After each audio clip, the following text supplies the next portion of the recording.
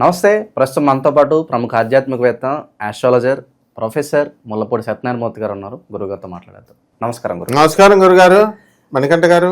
గురుగారు, ఆగస్టు మాసం తులారాశి వారి పరిస్థితి ఏ విధంగా ఉండబోతుంది? ఎలాంటి పరిస్థితులు ఎదురయ్యే అవకాశాలు కనిపిస్తున్నాయి? ఎలాంటి జాగ్రత్తలు తీసుకోవాలంటారు?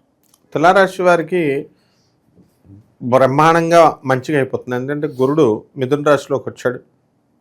మొన్నటిదాకా అష్టమంలో ఉండి ఫుల్గా అప్పులు ఇప్పించాడు. ఇప్పుడు ఆ అప్పులు తీర్చే పనిలో ఉన్నారు మనోళ్ళు. ఫుల్ క్యాష్ ఇప్పిస్తున్నాడు తులారాశి వాళ్ళకి.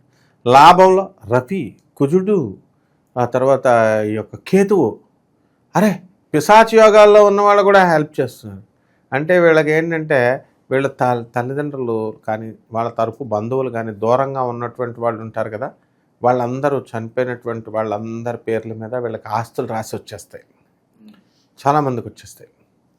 అండ్ ఏ రకంగా అయినా సరే వీళ్ళు డెవలప్మెంట్ అనేటటువంటిది ఆగదు వీళ్ళకి. కోర్టుల్లో సమస్యలు ఉన్నటువంటి వాళ్ళు, ఆ కోర్టుల్లో బెంచ్ మీదకి రావట్లేదని బాధపడేటటువంటి వాళ్ళందరికీ కూడా కొద్దిగా బెంచ్ మీదకి కదులుతాయి, ఫైల్ కదులుతుంది. పిల్లల అడ్మిషన్స్ కోసం ఎంతో కష్టపడుతున్నారు.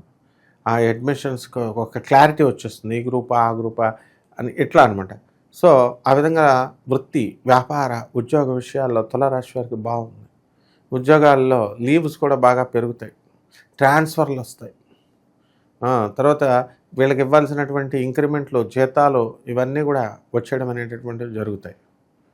కాబట్టి ఈ రాశి వారంతా కూడా మనకి అనుకున్న పని అనుకున్నట్లు వీళ్ళకి మొత్తం అన్నీ సాధిస్తారు. లేకపోతే చాలామందికి యాక్సిడెంట్లు అయినటువంటి వాళ్ళు ఉన్నారు. అటువంటి వాళ్ళకి అందరికీ కూడా ఆరోగ్యశ్రీ పథకాలు రావడం, కొంచెం వైద్యపరంగా కొంచెం డబ్బు ఖర్చు అయినప్పటికీ కూడా రియంబర్స్మెంట్లు రావడం అనేటటువంటివి జరుగుతాయి. ఇక తులారాశి వాళ్ళకి వివాహాలు అనేటటువంటి వివాహాలు బ్రహ్మాండంగా జరిగిపోతాయి. అండ్ ఈ రాశి వారికి అందరికీ కూడా శుక్రుడు మనకి 26 జూలై వరకు కూడా మనకి వృషభ రాశిలోనే ఉన్నాడు. కాబట్టి అష్టమ స్థితిగతుడైనటువంటి ఈ యొక్క శుక్రగ్రహ ప్రభావం వలన అత్తగారులతో, ఆడవాళ్ళతో గొడవలు జరుగుతాయి. 26వ తేదీ జూలై వచ్చేంత వరకు కూడా, అంటే మనకి జూలై, మనకు ఇప్పుడు ఆగస్టు కదా, మనకి భాగ్యంలోకి వచ్చేసాడు.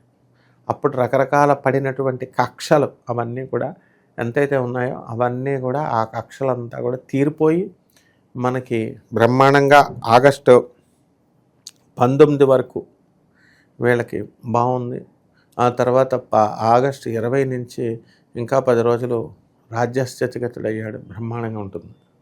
కాబట్టి ఈ యొక్క రాశి వారికి అందరికీ కూడా, సింహరాశి వారికి కొత్త కొత్త వ్యాపారాలు స్టార్ట్ చేయాలనే ఆలోచనలు రావడం, కొత్త కొత్త పీఠాలు, కొత్త కొత్త ఆశ్రమాలు ఇలా పెట్టడం, జాబుల్లో ప్రమోషన్స్, ఎక్కువగా పత్రికా రంగంలో, మీడియాలో వీళ్ళందరికీ కూడా ఉద్యోగాలు రావడం, ఇలాంటివన్నీ కూడా జరుగుతాయి. జర్నలిజంకి పెద్దపీట వేస్తారు. ఆ తర్వాత రొటీన్గా ఈ స్టడీస్ అంతా కూడా ఇంజనీరింగ్ చదవాలి, మనం మెడిసిన్ చదవాలి అని అనుకునేటటువంటి పిల్లలంతా కూడా అడ్మినిస్ట్రేషన్ మారుతుంది. మారి వీళ్ళు మంచిగా బీబీఏల్లోకి, బిజినెస్ అడ్మినిస్ట్రేషన్లోకి వీటికి వెళ్ళడానికి అవకాశం ఉంటాయి. అయితే ఈ రాశి వారంతా కూడా కాస్త అవమానం పాలవుతారు, విషయాలు సరిగ్గా కమ్యూనికేషన్ చేసుకోకపోవడం వల్ల. ఇది జాగ్రత్తగా చూసుకోవాలి. థర్డ్ పర్సన్ కమ్యూనికేషన్ అనేటటువంటిది వెళ్ళినా పర్వాలేదు, నిదానంగా వెళ్ళినా అపార్థాలు అయ్యేటటువంటి అవకాశాలు ఉన్నాయి. కొత్త కొత్త స్నేహితులు పరిచయం అవుతున్నారు కదా, కొత్త స్నేహితులు పరిచయం అవుతున్నారు కదా అని వీళ్ళు వెళ్ళి స్నేహాలు చేసుకుంటే దానివల్ల లాస్ అవ్వడానికి అవకాశాలు ఉంటాయన్నమాట. ఎందుకంటే వాళ్ళు ఎలా ఉంటారో ఏంటో తెలియదు. అండ్ మొత్తం మీద స్ట్రిక్ట్గా అసలు చెడ్డవాళ్ళదనే దోస్తానం చేయకూడదు. మరి మనం చాలా చక్కగా మనం మంచి వాళ్ళతో మనం ఉండాలి. ఆ విధంగా ఇటువంటి కమ్యూనికేషన్ గ్యాప్లు ఇవన్నీ కూడా మనకి తగ్గిపోవాలన్నమాట. ఆ విధంగా బిల్డర్లు, ఇంజనీర్లు, డాక్టర్లు, తర్వాత ప్లాట్లు వేసేటటువంటి వాళ్ళు, వీళ్ళంతా రియల్ ఎస్టేట్ రంగంలో ఉన్నటువంటి వాళ్ళు, నోటి దగ్గరికి వచ్చి జారిపోతుంది అనుకున్నటువంటి వాళ్ళు కూడా వాళ్ళకి వృత్తి, వ్యాపార, ఉద్యోగ విషయాల్లో బాగుంటుంది. ఇక సినిమా యాక్టర్లు, రాజకీయ నాయకులు పెళ్ళిళ్ళు చేసుకుంటారు. అండ్ కొత్త వాళ్ళు ఎవరికైనా సరే కొత్త కెరీర్లోకి వచ్చినటువంటి వాళ్ళు కూడా వాళ్ళు వృద్ధి చెందడానికి ఎక్కువగా అవకాశాలు మనకి కనబడుతున్నాయి నాయన. ఓకే. ఇక విదేశాలకు వెళ్ళాల్సిన పరిస్థితి ఏంటి గురుగారు? వాళ్ళకి ప్రయత్నపూర్వకంగా వాళ్ళు ప్రయత్నిస్తే సఫలీకృతం అవుతుందంటారు. 100% వెళ్ళిపోతారు విదేశాలకి. మనకి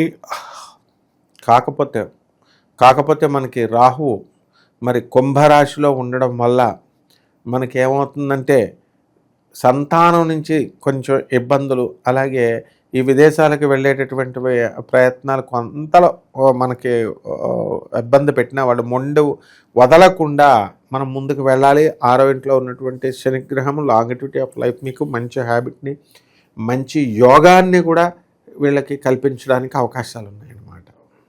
ఇక ఎవరైతే సొంత ఇల్లు కోసం ప్రయత్నిస్తున్నారో, ఒక స్థలం కొనుక్కోవాలి అని ప్రయత్నిస్తారో వాళ్ళకి ఎలా ఉండిపోతుంది గురుగారు? స్థలాలు, ఆ స్థలాలన్నీ కూడా వీళ్ళు కొనాలనుకున్నవన్నీ కూడా కొనేస్తారు.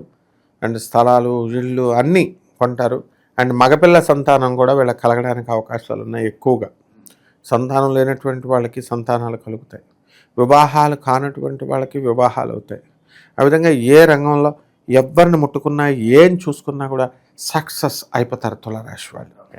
ప్రజెంట్ ఉన్న గ్రహస్థితి బట్టి ఎలాంటి పరిహారాలు బాగా అవసరం అంటారు గురుగారు వీళ్ళకి? ఈ తులారాశి వారికి రాహు బాగుండలేదు. రాహు జపం చేయాలి, రాహు స్తోత్రాలు చదవాలి, రాహు కిలోంపావు మినుములను ఆవుపేట రంగు ఉన్నటువంటి వస్త్రాలను ఇచ్చి పేద బ్రాహ్మణులకి శనివారం నాడు ఉదయం 8 గంటలకి దానం చేసుకోవాలా. దశమహావిద్యల్లో ఒకటైనటువంటి బగలాముఖి అమ్మవారి యొక్క హోమాన్ని వీళ్ళు ఎల్లలో జరిపించుకోవాలా. అలాగే ఈ యొక్క రాహు బాగుండలేదు కాబట్టి శని ఈ చుట్టూ రావి చెట్టు చుట్టూ తిరుగుతూ ఓం రాహవే నమః, ఓం రాహవే నమః, ఓం రాహవే నమః అంటూ నామజపం చేస్తూ ఆ రావి చెట్టుకి చాలా ప్రదక్షిణాలు చేసిన తర్వాత బ్రహ్మాండంగా ఉంటుందమ్మా. ఓవరాల్గా తులారాశి వాళ్ళ పరిస్థితి ఏ విధంగా ఉండిపోతుందో అద్భుతంగా వివరించారు. ధన్యవాదాలు గురుగారు. ధన్యవాదాలమ్మా.